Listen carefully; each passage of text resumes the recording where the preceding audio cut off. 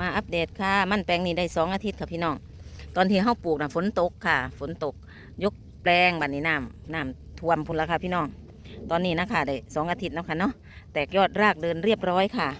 หรือว่าแตกยอดรากเดินเกือบ100%เลยค่ะแต่ว่าหญ้าก็กำลังขึ้นค่ะนี่ค่ะห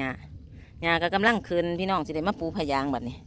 อาทิตย์ที่แล้วนะมาคุ้มปูพะยางอยู่ค่ะพี่น้องได้ซ้ำนั่นละได้ซ้ำที่แผ่นไปพี่น้องเห็นได้4-5 คู่ค่ะมันน้ำขังอยู่ร่องแปลงนี่ค่ะมันเฮ็ดบ่ได้